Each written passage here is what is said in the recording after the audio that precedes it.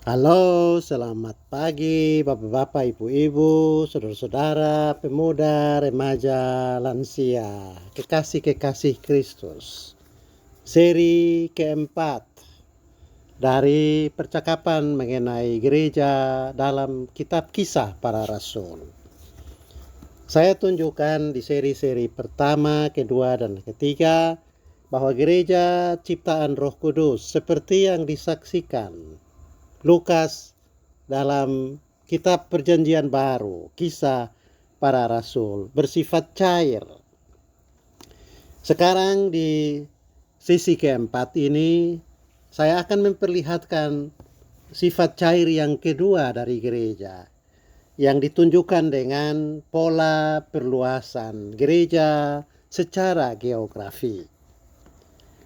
Atau seperti yang sudah saya sebutkan di atas, yaitu perluasan gereja secara geografi bersifat cair, dan itu buah dari pekerjaan Roh Kudus. Nah, sketsa perluasan gereja yang bersifat cair itu dicatat Lukas dalam Kisah Para Rasul 1 ayat 8. Dia katakan begini, "Tetapi kamu akan menerima kuasa kalau Roh Kudus turun ke atas kamu, dan kamu akan menjadi saksiku di Yerusalem, Yudea, Samaria, dan sampai ke ujung bumi." Dari penegasan itu kita lihat bahwa gereja adalah kenyataan yang bersifat cair, juga dalam arti geografi. Artinya gereja tidak hanya di satu kota atau dikurung dalam isolasi geografi. Gereja bukan milik satu kaum atau satu bangsa. Allah menghadirkan gereja di dalam dunia dengan maksud menjadi milik semua manusia. Dan itu ditegaskan Yesus dalam paralel Matius 28 ayat 19. "Pergilah, jadikanlah segala bangsa muridku." Gereja memang berawal di Yerusalem, tetapi sasaran akhir dari keberadaannya di Yerusalem itu adalah untuk menggapai semua umat manusia di segala waktu dan tempat.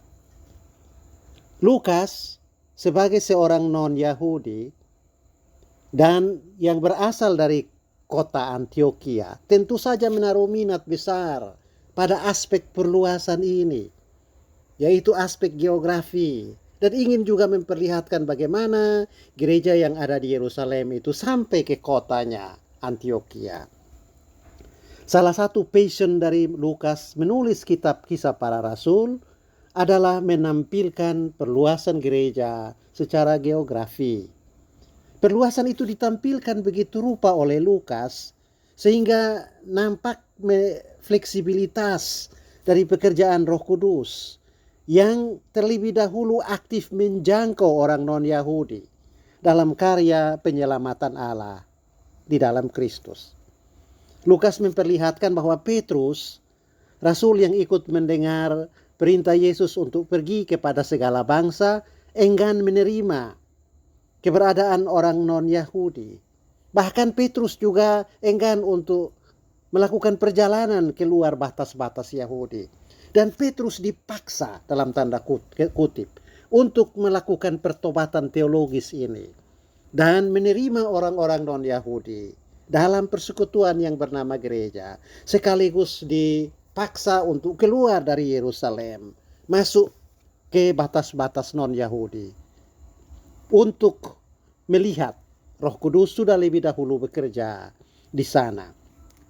Lukas menceritakan itu dalam pengalaman kunjungan Petrus ke rumah Kornelius di Kisah Para Rasul 10 ayat 11 dan 11. Jadi perluasan gereja di luar batas-batas Yahudi bukan passion pribadi Lukas. Petrus sang rasul bahkan melawan perluasan gereja melampaui batas Yahudi. Arsitektur dari perluasan itu pertama-tama didesain oleh Yesus, yang kita sudah tunjukkan Matius 28 ayat 19. Lalu dipertegas dengan pencurahan Roh Kudus. yang juga kita baca dalam Kisah Rasul 2, di mana Roh Kudus mempersiapkan murid-murid orang-orang percaya untuk pergi menjangkau bangsa-bangsa sampai di luar batas Yahudi dengan memperlengkapi mereka dengan bahasa-bahasa yang beragam yang dipakai oleh manusia di seluruh dunia. Nah, karakter non-partisan Allah yang ditegaskan Yesus dalam khotbah di bukit, Matius 5 ayat 45, menerbitkan matahari kepada orang baik dan benar, menurunkan hujan di ladang orang berdosa dan orang benar, diartikulasikan ulang oleh Lukas untuk menampung dimensi geografi dari keselamatan, dimensi yang bersifat elastis atau bersifat cair. Lukas tunjukkan bahwa gereja juga diperuntukkan untuk orang-orang non-Yahudi dalam kitab Kisah Rasul. Dan itu secara eksplisit ditegaskan dalam bagian yang sudah kita katakan tadi. Kisah Para Rasul 1 ayat 8. Artinya gereja bergerak, menerobos keluar batas-batas Yudaisme untuk menjangkau masyarakat Yunani. Untuk bukan hanya dimiliki oleh orang-orang bersunat secara hukum Taurat, tetapi juga untuk bangsa-bangsa tidak bersunat. Pergerakan keluar ini ditampilkan dengan nada sinis oleh Lukas saat memasukkan hikayat Petrus. Penolakan dia untuk menolak menyembelih binatang-binatang haram supaya disantap sebelum dia berangkat ke rumah Kornelius di Kaisarea.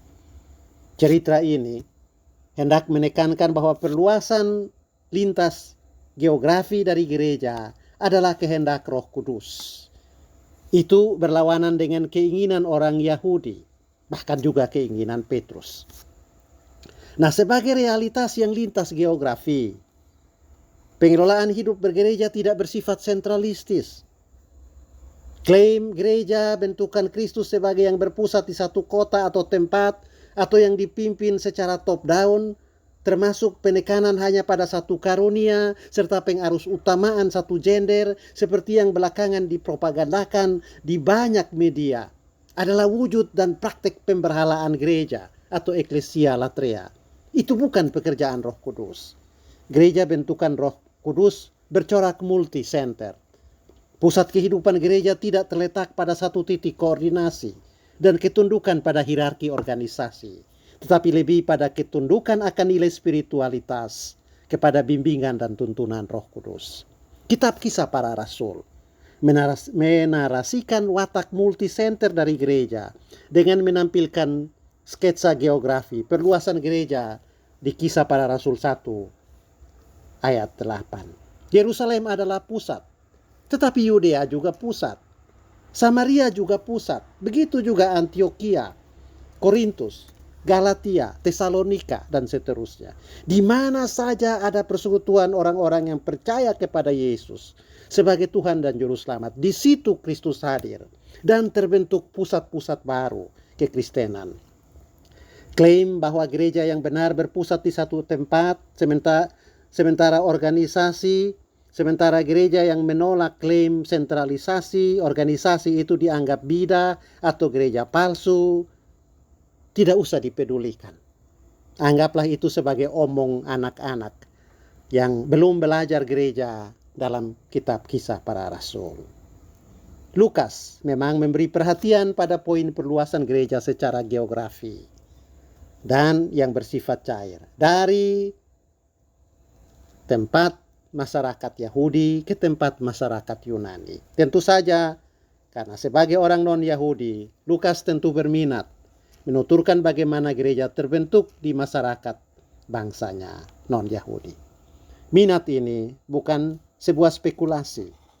Roh Kudus sendiri aktor utama, peletak dasar gereja yang juga elastis dalam perluasannya dan juga elastis dalam prinsip anti sentralisasi.